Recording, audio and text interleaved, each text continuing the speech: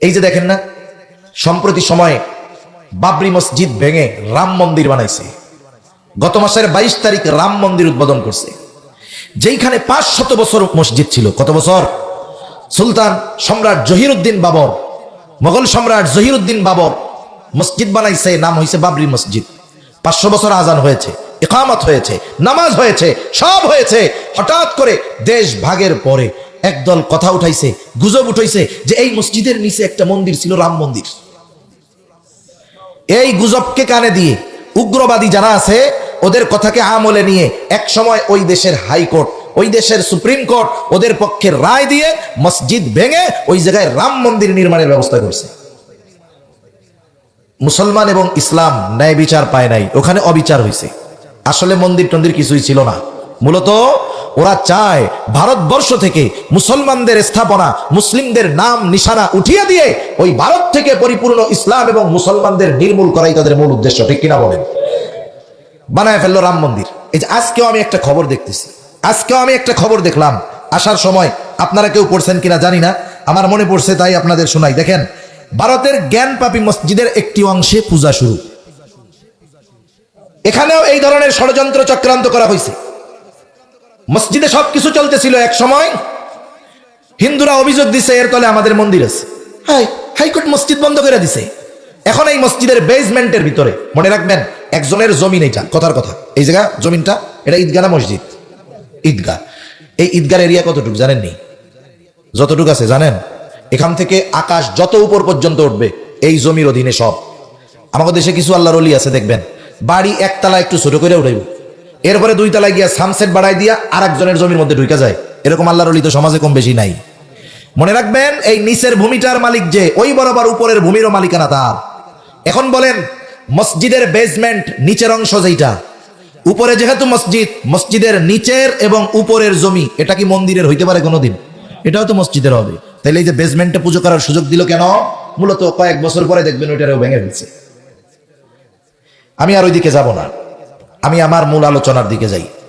এই মসজিদুল আকসাকে ভেঙে ওরা, মসজিদুল আকসা 1 নাম্বার, আল্লাহ তাআলা বললেন বারাকনা হাওলাহু, তার চতুর্পাশকে আল্লাহ রাব্বুল আলামিন বরকতময় করেছেন। এই জন্য বাইতুল মুকদ্দাস তথা জেরুজালেমের ওই জমিনটা, মসজিদুল আকসার চতুর্পাশটা হলো বরকতময়। সাথে সাথে আল্লাহ তাআলা ওই ভূমিগুলোকে পবিত্র ভূমি হিসাবে অভিহিত করেছেন।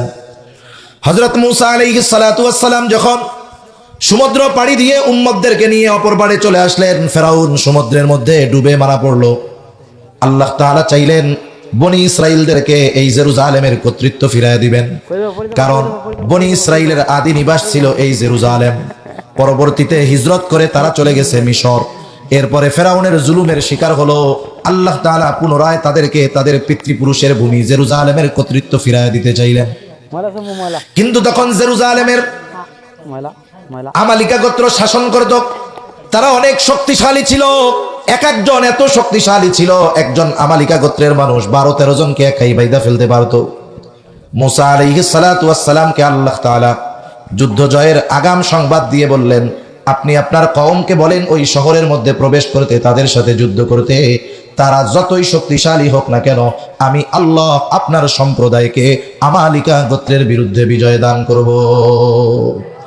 এই জন্য মূসা আলাইহিস সালাতু ওয়াস সালাম এসে ঘোষণা করলেন, তাদেরকে বললেন, ইয়া কওমি দুখুলুল আরদাল মুকদ্দাসাতাল্লাতী কাতাবাল্লাহু লাকুম ওয়া লা তারতাদ্দু আলা আদবারিকুম ফাতানকালিবু খাসিরিন।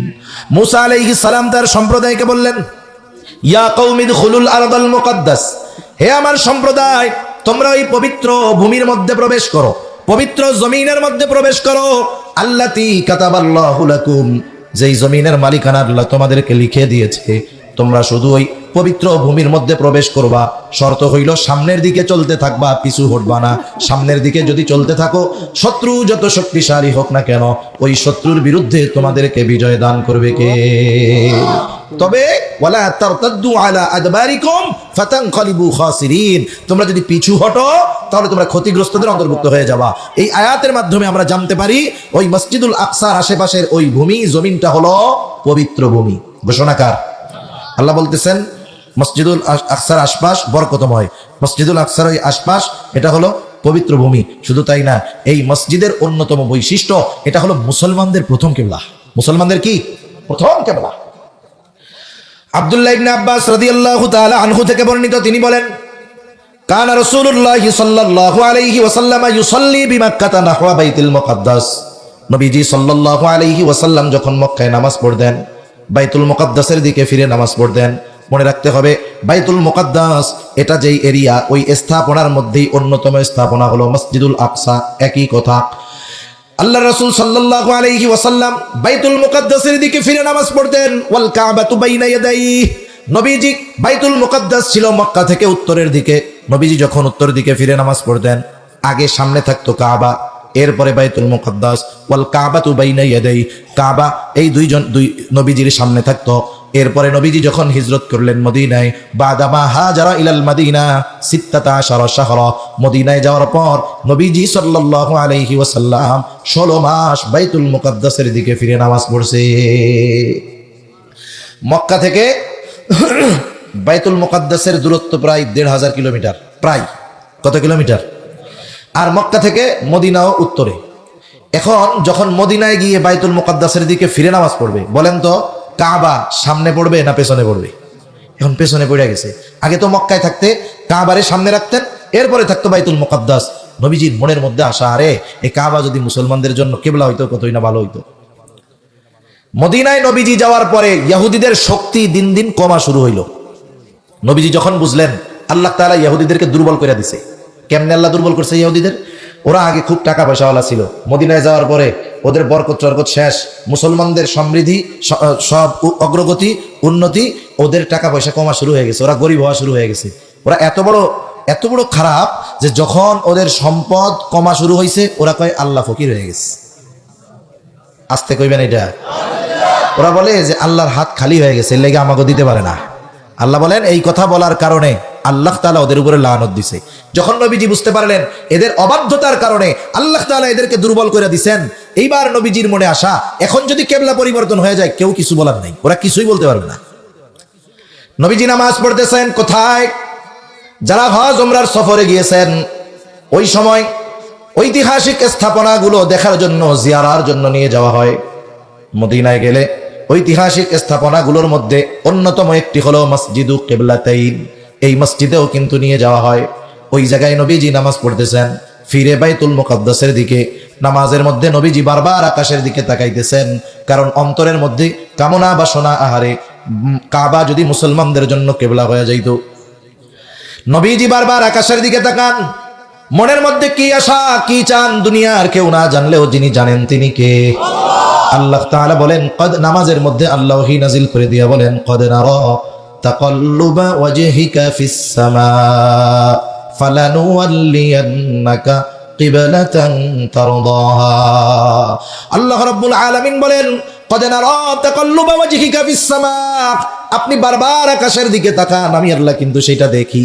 কেন তাকান আমি আল্লাহ তাও জানি, কেন তাকান আমি আল্লাহ জানি। আপনি তো চান কিবলাটা পরিবর্তন হয়ে যাক, বাইতুল্লাহ মুসলমানদের জন্য কিবলা হয়ে যাক।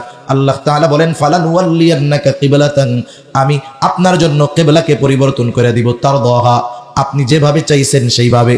তার মানে আপনার চাওয়া অনুযায়ী আমি কিবলাকে পরিবর্তন করে দিব। চিন্তা করেন, নবীজির মনের আশা যে কাবা মুসলমানদের জন্য কিবলা হবে। আল্লাহ তাআলা বলেন, আমি আপনার জন্য আপনার চাওয়া অনুযায়ী কিবলাকে পরিবর্তন করে দিব। ইতিমধ্যে নামাজ হয়েছে 2 রাকাত। কয় রাকাত? আল্লাহ তাআলার বিলম্ব করতে দিলেন না। আল্লাহ তাআলা বলেন, ফাওয়াল্লি ওয়াজহাকা শাতরাল মাসজিদিল হারাম, আপনি আপনার চেহারাটাকে এখন মসজিদুল হারামের দিকে ঘুরায় দেন। নবীজি বাকি 2 রাকাত নামাজ পড়লেন, কাবার দিকে ফিরে। ওই জায়গায় ঐতিহাসিক স্থাপনা পরবর্তীতে মসজিদ হইল, নাম হইল মসজিদু কিবলাতাইন। ওইখানে যারা গেছেন দেখবেন এখন তো মেহরাব দেওয়া কাবার দিকে, কিন্তু ওই সময় যে ওই দিকে ফিরে নামাজ পড়ছে, মসজিদ থেকে বাহির হইতে গেলেই উপরে একটা যায় নামাজের মতো চিহ্ন দেওয়া আছে। এইটা বোঝানোর জন্য যে এই জায়গায় কিবলা পরিবর্তন হয়েছে, আর এর আগে কিবলাটা ছিল উত্তর দিক, এখন হইল দক্ষিণ দিক। যেই কথা বোঝানোর জন্য বললাম, আমরা যেই মসজিদের দিকে ফিরে আমাদের নবীজি 16 মাস নামাজ পড়েছে, নবুয়তির পরেও কিন্তু এই জায়গায় কিবলা ছিল। নবুয়তির পরেও নবীজি মক্কায় যখন ছিলেন হিজরতের পূর্বে, তখন ওই দিকে কিবলা ছিল। এই জন্য এই মসজিদুল আকসার সাথে আমার আপনার নবীজির ইবাদতের সম্পর্ক আছে, সাহাবায়ে কেরামের ইবাদতের সম্পর্ক আছে। এই জন্য এই মসজিদের প্রতি আমাদের মহব্বত ভালোবাসা থাকার দরকার আছে না নাই? তাহলে তৃতীয় বৈশিষ্ট্য পাইলাম কি? এটা হলো মুসলমানদের প্রথম কিবলা। চতুর্থ বৈশিষ্ট্য, এই মসজিদুল আকসা হলো পৃথিবীর দ্বিতীয় মসজিদ। পৃথিবীর দ্বিতীয় মসজিদ। প্রথম মসজিদ কোনটা? প্রথম মসজিদ হলো বাইতুল্লাহ। আল্লাহ তাআলা কোরআনুল কারীমের মধ্যে বলেন, ইন্না আউওয়ালা বাইতিন মুদিআ লিন-নাস লাল্লাযী বিবাক্কাতা মুবারাকান ওয়া হুদাল লিল আলামিন। মানুষের জন্য নির্মিত প্রথম ঘর হলো মক্কায় অবস্থিত। মুফাসসিরিনে কেরাম বলেন, এক নাম্বার হতে পারে এটাই পৃথিবীর প্রথম ঘর, বসবাসের হোক আর ইবাদতের হোক। কোন কোন মুফাসসির এই মতটাকে গুরুত্ব দিয়েছেন। এই মতটাকে কি দিছেন? কেন দিছেন বলেন তো? নবীজি মক্কা থেকে মদিনায় যখন হিজরত করছে, নিজের ঘর আগে বানাইছে না আল্লাহর ঘর আগে বানাইছে? তাহলে পৃথিবীতে সর্বপ্রথম মানুষ হিসাবে যিনি আগমন করেছেন তিনি একজন নবী। তিনি কি ছিলেন? নবী ছিলেন। এই জন্য নবীরা নিজের ঘরের আগে আল্লাহর ঘর, ইবাদতের জায়গা আগে বানায়। আদম আলাইহিস সালাতু ওয়াস সালাম সর্বপ্রথম কিছু পাথর দিয়ে বেষ্টনী দিয়া ওই ঘরটা আগে বানাইছে। এই দৃষ্টিকোণ থেকে হতে পারে এই পৃথিবীর মধ্যে মানুষের অথবা ইবাদতের যাই হোক, এই ঘরটাই প্রথম ঘর। আবার কেউ কেউ বলেন যে মানুষের ঘর হয়তো আগেই হয়েছে, কিন্তু ইবাদতের জন্য নির্মিত এই প্রথম ঘর হলো মসজিদুল হারাম, যেটা ওই আল্লাহর ঘর, যেটা মক্কায় অবস্থিত। হযরত আবু যার গিফারী রাদিয়াল্লাহু তাআলা আনহু নবীজিকে প্রশ্ন করতেছে, রাসূল আকরাম সাল্লাল্লাহু আলাইহি ওয়াসাল্লামকে জিজ্ঞাসা করতেছেন, পৃথিবীর বুকে সর্বপ্রথম কোন মসজিদ বানানো হয়েছে? নবীজি সাল্লাল্লাহু আলাইহি ওয়াসাল্লাম জবাব দিলেন, আল মসজিদুল হারাম। এরপরে প্রশ্ন করা হলো, সুম্মা আইয়ুন, এরপরে কোনটা? তিনি বললেন, আল মসজিদুল আকসা। এরপরে বানানো হয়েছে মসজিদে আকসা। এরপরে তিনি প্রশ্ন করতেছেন, কাম কানা বাইনাহুমা, এই দুইটার মধ্যে ব্যবধান কত বছরের? নবীজি বললেন, আরবাউনা সানা, 40 বছরের ব্যবধান। এখন কথা হইল, মক্কা তথা বাইতুল্লাহ আর মসজিদুল আকসার মধ্যে 40 বছরের ব্যবধানের কেমনে হয়? কারণ ঐতিহাসিকদের বর্ণনা এটাই যে মসজিদুল আকসা এটা নির্মিত হয়েছে ইব্রাহিম আলাইহিস সালামের হাতে। তাইলে কাবা তো আরো আগের ঘর। এখন কথা হইল কি? কথা হলো নূহ আলাইহিস সালামের মহাপ্লাবনের পরে, নূহ আলাইহিস সালামের মহাপ্লাবনের পরে কাবা ক্ষতিগ্রস্ত হয়েছে। ওই সময় যেমনে বানাইছিল ওই অবস্থান নাই, পুরো ধ্বংসস্তূপ হয়ে গেছে। আল্লাহ তাআলা তো ইব্রাহিম আলাইহিস সালামের হাতে এটারে পুনর্নির্মাণ করতে চাইছেন। এই জন্যই তো একেবারে যখন শিশু ইসমাইল দুনিয়ায় আসছে, কিছুদিন পরে আল্লাহর হুকুমে হাজেরা আলাইহিস সালাম আর ইসমাইল আলাইহিস সালামকে আল্লাহর আদেশে নিয়ে রওনা হয়েছেন সেই জেরুজালেম থেকে। 1500 কিলোমিটার, প্লেনে না, গাড়িতে না, পায়ে হাইটা চলে আসছেন এই বর্তমান বাইতুল্লাহর ওই জায়গায়। কিছুই ছিল না, একেবারে বিরান মরুভূমি, কিছুই নাই, লোকজন নাই, শুধু একটু উঁচু বালুর ডিবি ছিল। ওইটাই মূলত বাইতুল্লাহর মূল জায়গাটা। ওইখানে রাইখা গেলেন উনি, আল্লাহ তাআলার নির্দেশে রাইখা গেছেন। লম্বা ইতিহাস। এরপরে ওই জায়গায় জমজম কূপ হলো, জনবসতি স্থাপন হলো। আস্তে আস্তে ইসমাইল আলাইহিস সালাম বড় হইলেন, আল্লাহ তাআলার নির্দেশে ওই জায়গায় ওই ঘরের পুনর্নির্মাণ করলেন ইব্রাহিম আলাইহিস সালাম ইসমাইল আলাইহিস সালামকে নিয়ে, যেটা একবারে বিলীন হয়ে গেছিল। ওইটাকে পুনর্নির্মাণ করছেন আল্লাহর আদেশে ইব্রাহিম আর ইসমাইল আলাইহিস সালাম। এই ঘর নির্মাণ শেষ হওয়ার 40 বছর পরে মসজিদুল আকসা ইব্রাহিম আলাইহিস সালাম নিজের হাতে বানাইছেন। এই দৃষ্টিকোণ থেকে দুইটার মধ্যে ব্যবধান হলো কত বছর? 40 বছর। অনেকে ভাবে যে সুলাইমান আলাইহিস সালাম মনে হয় জিন দিয়ে এটা বানাইছিল। সুলাইমান আলাইহিস সালাম জিন দিয়ে এটার সংস্কার করছে, কিন্তু এটা প্রতিষ্ঠা হয়েছে ইব্রাহিম আলাইহিস সালামের মাধ্যমে। এটা পৃথিবীর দ্বিতীয় মসজিদ। 5 নম্বর বৈশিষ্ট্য মসজিদুল আকসার। এই মসজিদ হলো এমন মসজিদ, নবীজি সাল্লাল্লাহু আলাইহি ওয়াসাল্লাম বলেন, পৃথিবীর 3টা মসজিদের মধ্যে শুধুমাত্র মসজিদ দেখার উদ্দেশ্যে সফর করা জায়েজ আছে, বরং কিছু কিছু ক্ষেত্রে এই মসজিদগুলো দেখার জন্য যাওয়া জরুরি বরকত মনে কইরা।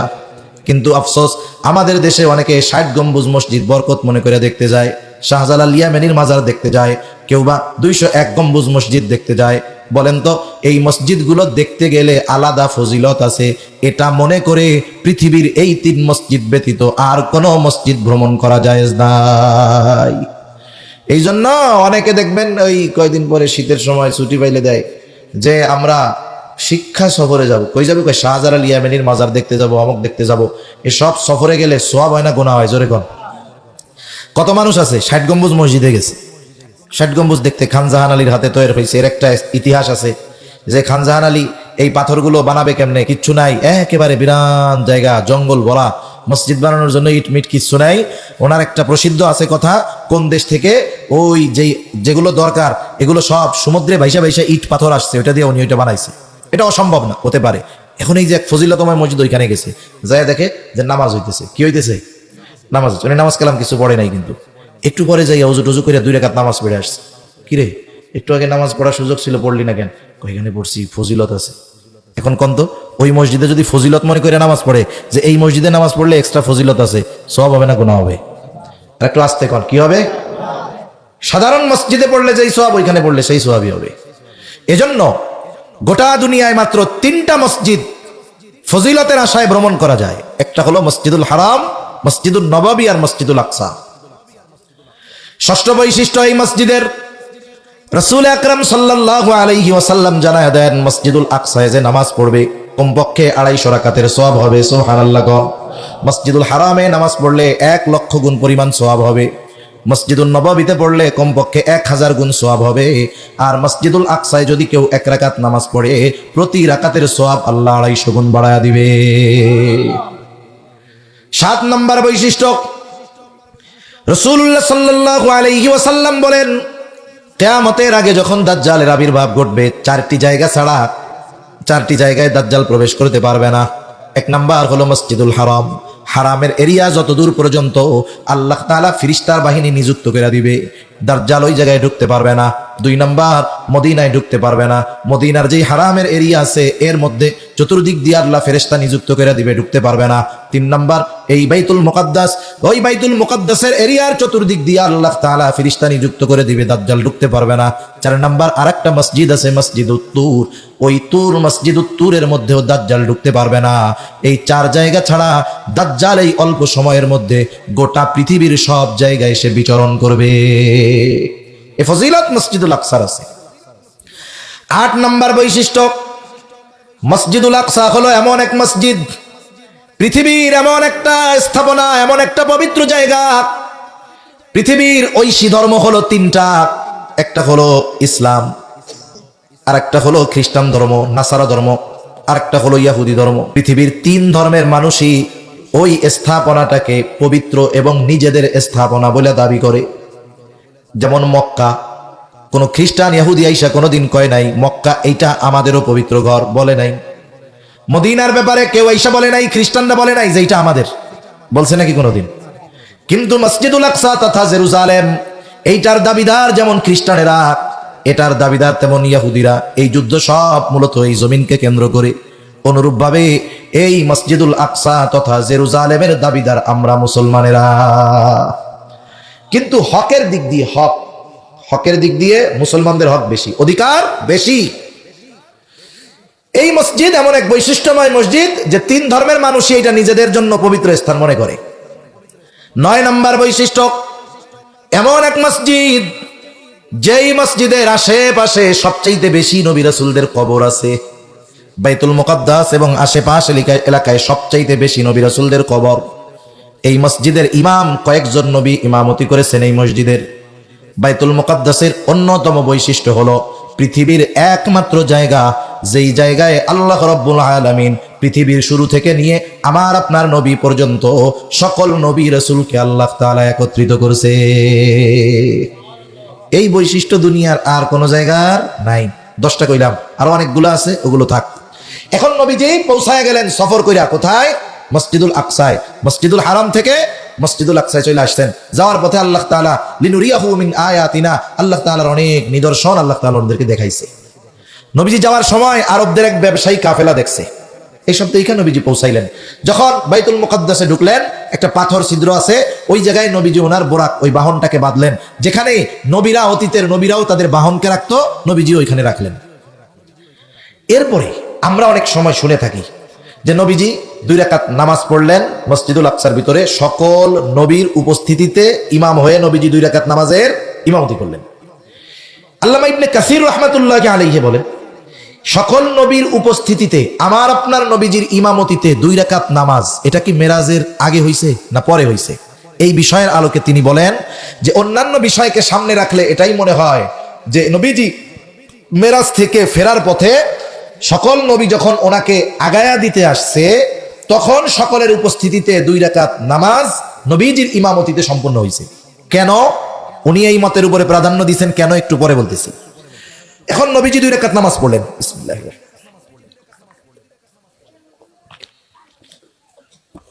নবীজি 2 রাকাত নামাজ পড়লেন। এইবার মেরাজ মানে হইল সিঁড়ি, মসজিদুল হারাম থেকে মসজিদুল আকসার সফর হয়েছে বোরাকে, এখন বিশেষ সিঁড়ি দিয়ে আসমানে ঊর্ধ্বলোকের সফর শুরু হবে।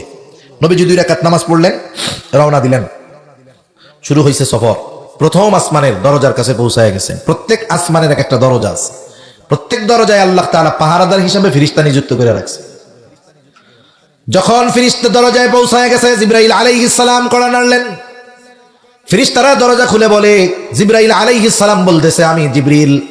ইনি কে? বলে, এনাকে আমার সাথে নিয়ে যাওয়ার জন্য বলা হয়েছে, ইনি হলেন মুহাম্মদুর রাসূলুল্লাহ সাল্লাল্লাহু আলাইহি ওয়াসাল্লাম। ফেরেশতারা অভিবাদন জানাইলো, স্বাগতম জানাইলো।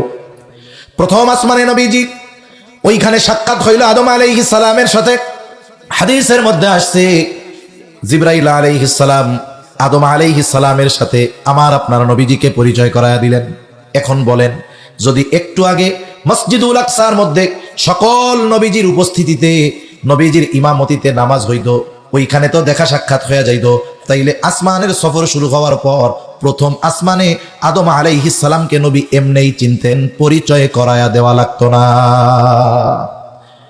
এইরকম আরো কয়েকটা বিষয়কে সামনে রেখে আল্লামা ইবনে কাসির রাহমাতুল্লাহি আলাইহি বলেন, ইমামতিটা সংগঠিত হয়েছে মেরাজ থেকে আসার পরে, ফেরার পথে।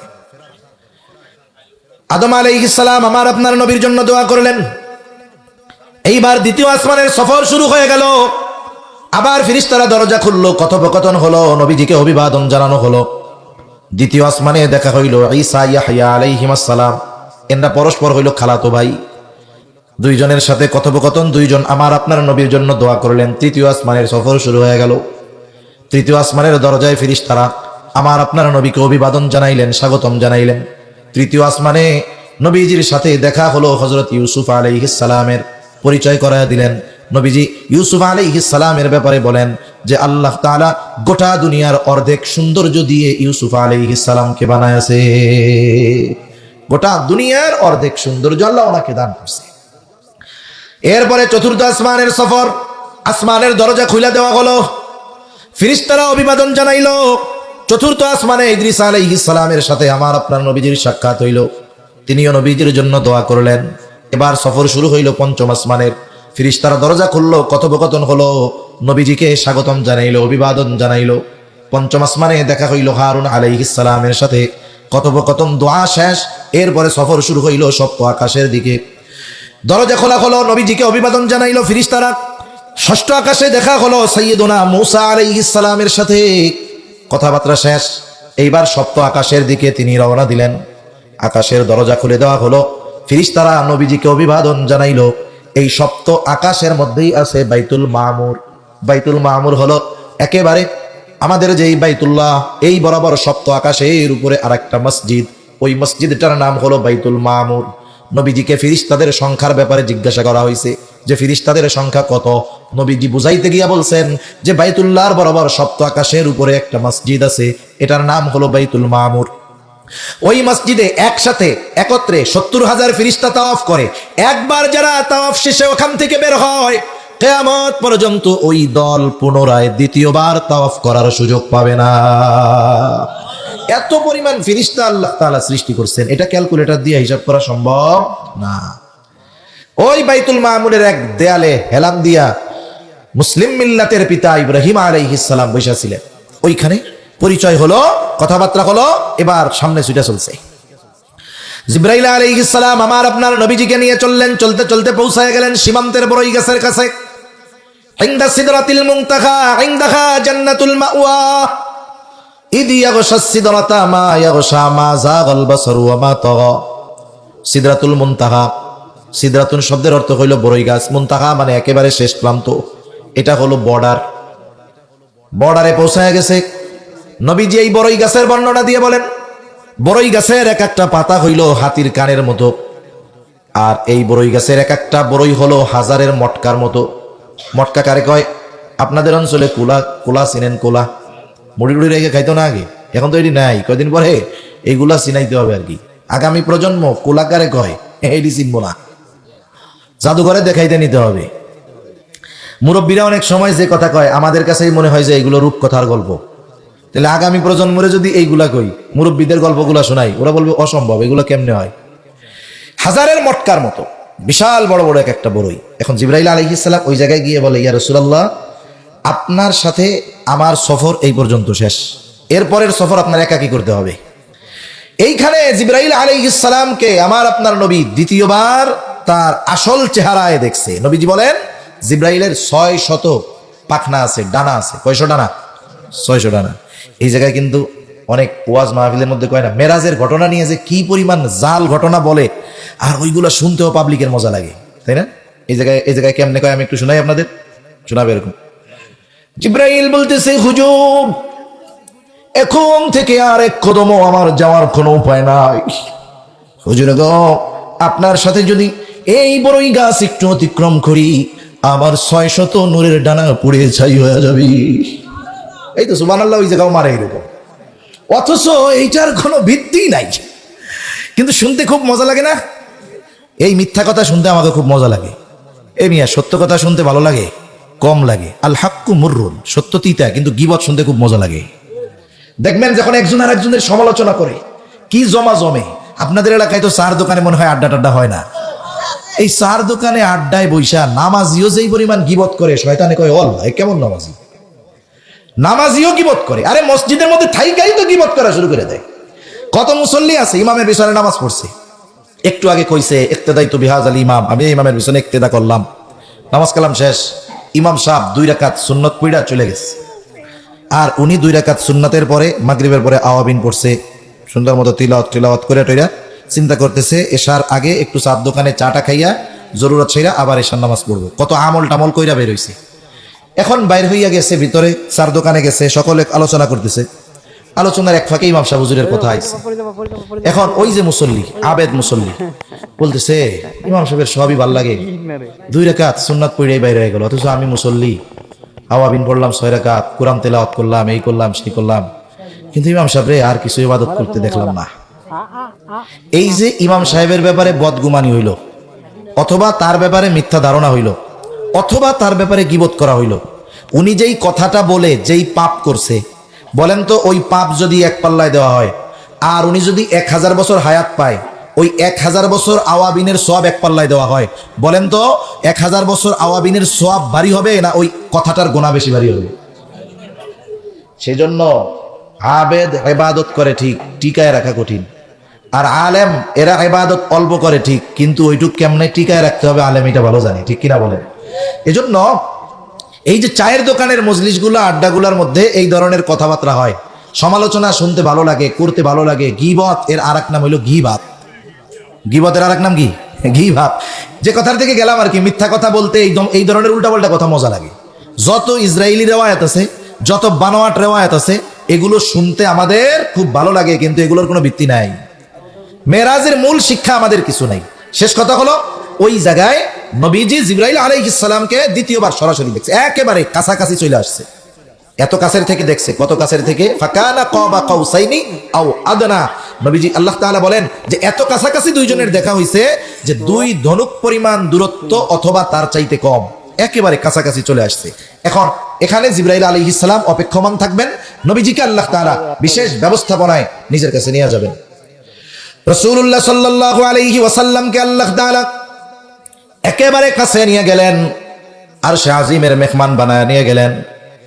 নবীজির সাথে আল্লাহ তাআলার সাথে কথোপকথন হলো। উম্মতের জন্য হাদিয়া দিলেন, হাদিয়া দিলেন ক্ষমার ঘোষণা।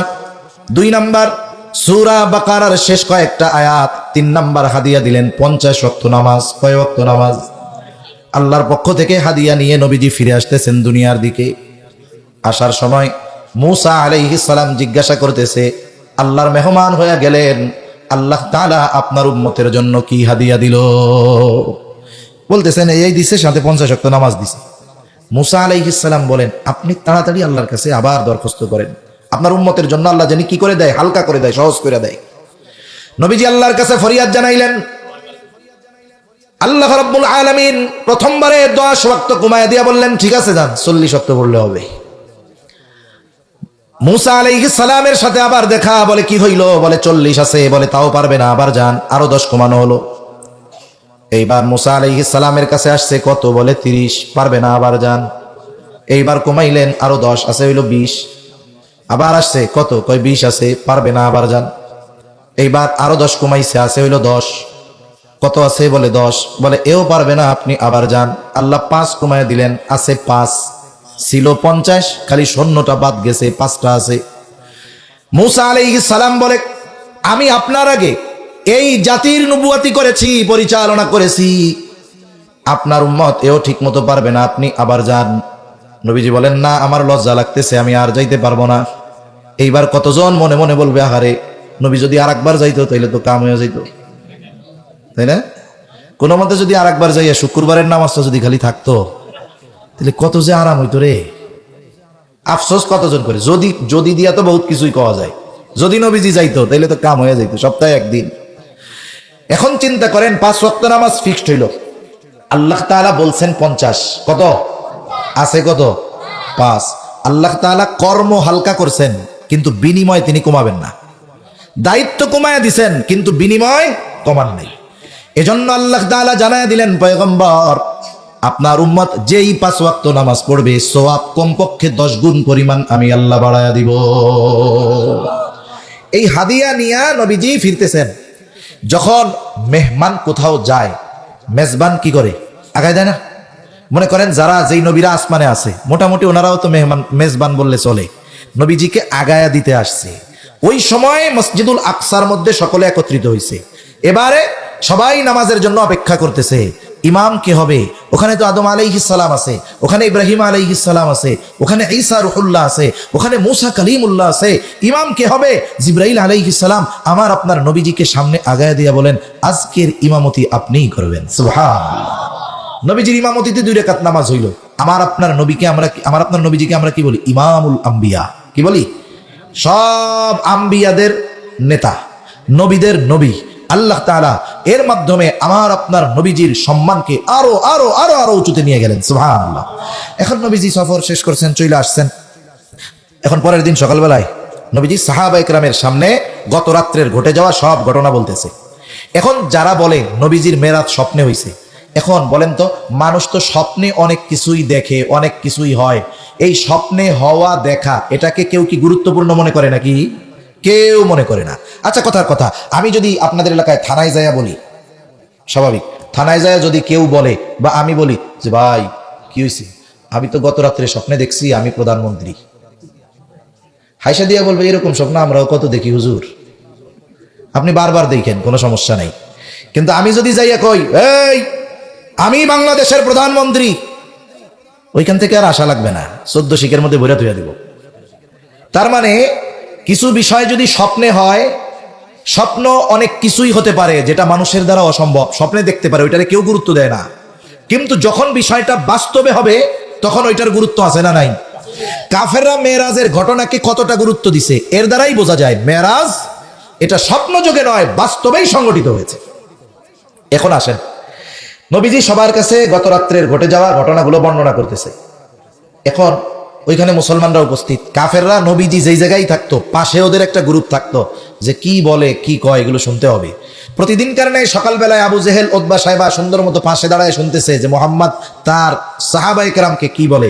নবীজি এখন গত রাত্রের ঘটনা বলা শুরু করছে, যে এরকম এরকম হয়েছে, আসছে, বুক বিদীর্ণ করছে, আমাকে এরকম বোরাকে নিয়ে 1 মুহূর্তের মধ্যে চলে গেছে ওই জায়গায়, ওখান থেকে সপ্ত আকাশ পাড়ি দিয়ে উম্মতের জন্য হাদিয়া নিয়ে আসছি, 5 ওয়াক্ত নামাজ, সূরা বাকারার শেষ 3 আয়াত, আবার আল্লাহর পক্ষ থেকে ক্ষমার ঘোষণা নিয়ে টিয়া আসছি।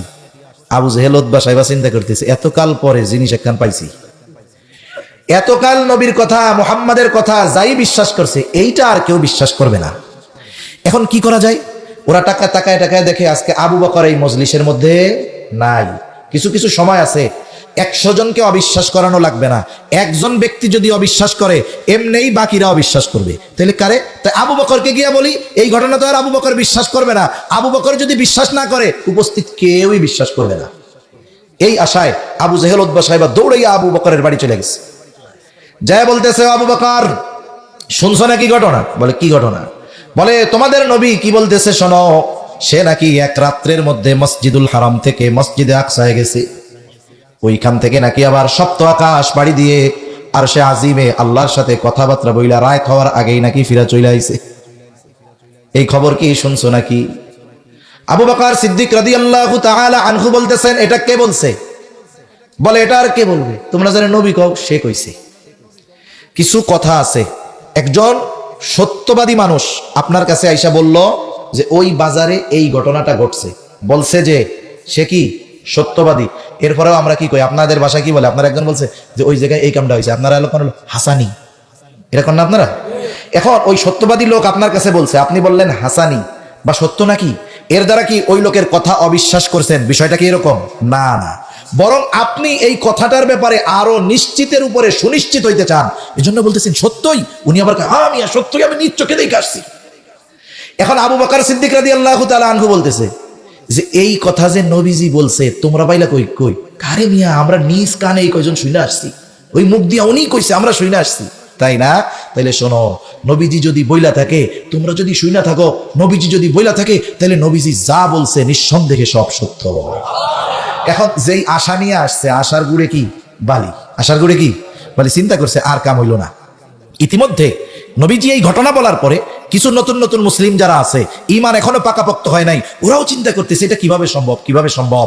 এইবার কাফেররা আয়েশা নবীজিরে জিজ্ঞাসা করতেছে, আপনি যে গেছেন রাত্রে ভ্রমণ করছেন, একটু বলেন তো, আমাদের একটা বাণিজ্যিক কাফেলা এরা আসতেছে, এদের কবে, এরা আসবে কবে?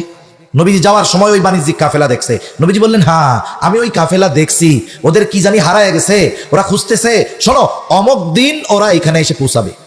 কারণ আরবের তখন একটা সিস্টেম ছিল, আরবের মানুষ সফরের ক্ষেত্রে একটা মঞ্জিল নির্ধারিত করত, কোন মঞ্জিলে আছে ওই মঞ্জিল থেকে কয়দিন পরে এখানে পৌঁছাবে, এটা মোটামুটি আরবের মানুষ বুঝতে পারতো যে এখান থেকে ওই দেশে গেছে, রাস্তা 12 মঞ্জিল, তাহলে 12 মঞ্জিলে যাইতে 12 দিন, আসতে 12 দিন, তাহলে সফরটা হবে 24 দিনের। নবীজি বললেন যে অমুক দিন তারা আসবে, এটা বলে রাখছেন। যাক, এরপরে বলতেছে সেটা তো আসার পরেই না বোঝা যাবে, কিন্তু তুমি তো মসজিদে আকসায় গেছো, নবীজি কিন্তু এর আগে কোনোদিন বাইতুল মুকাদ্দাস যায় নাই, ওইবারই প্রথম সফরে গেছে, মেরাজের সফরের সময়। এখন ওরা চিন্তা করতেছে যে মোহাম্মদ, প্রশ্ন করতেছে, মোহাম্মদ তুমি তো মসজিদুল আকসায় গেছো, তাহলে কও তো মসজিদুল আকসার জানালা কয়টা, দরজা কয়টা?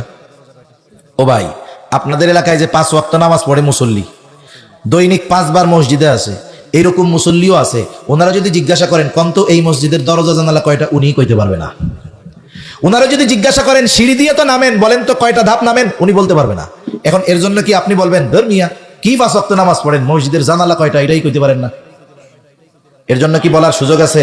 নবীজি কি মসজিদুল আকসায় দরজা জানালা গুনতে গেছে নাকি সিঁড়ি গুনতে গেছে?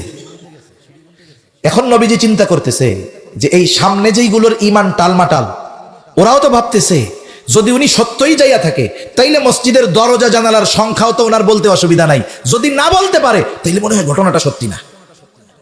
নবীজি চিন্তায় পড়ে গেছে, কি হবে? বুখারী মুসলিমের হাদিস।